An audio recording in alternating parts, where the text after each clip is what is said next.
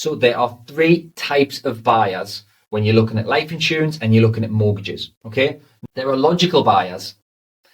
The logical buyers buy based upon numbers. They want to know the ins and outs. They want to know the price of the mortgage over the full term. They want to know the ins and outs, the data, the claim stats. They are very logical. They are very detail focused and orientated. They need to know all of the numbers and the T's and C's. They're that type of buyer.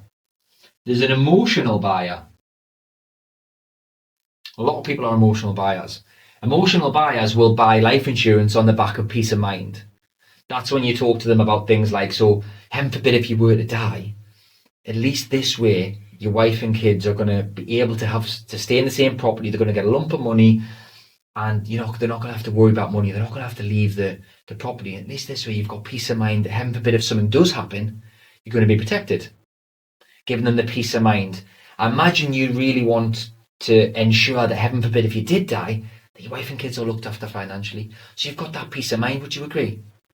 You say things like that to them, and that gets emotional buyers because they are thinking about, yeah, you know what, it's emotional. I need that protected. I want peace of mind. I want to feel like they are protected and feel like I'm doing the right thing. Yeah.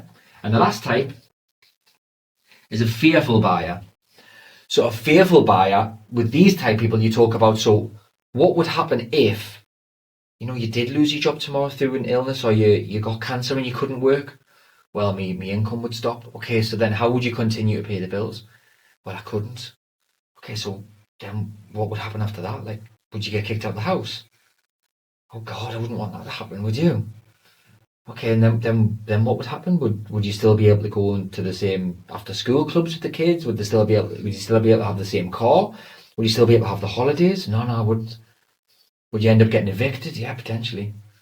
Okay, so we probably need to solve this problem, don't we? Would you agree? That's fear. And this isn't, by the way, in a bad way, because all I'm saying there is the truth. If someone's got no sick pay and they've got no savings, shit will hit the fan if they are off work, right? It will. Let's call a spade a spade. It will. So you're not misleading anybody here. You're just focusing on the truth in all instances. They want numbers, data, logic. They want the peace of mind of how something would feel, make sure that they're protected. And the fearful people need to understand that if that does happen, then it could be quite challenging and difficult. So we need to do something about this. Yeah, they're the three types of buyers for life insurance. If you want more tips like this, join the Wealthy Advisor Club. I'll see you there.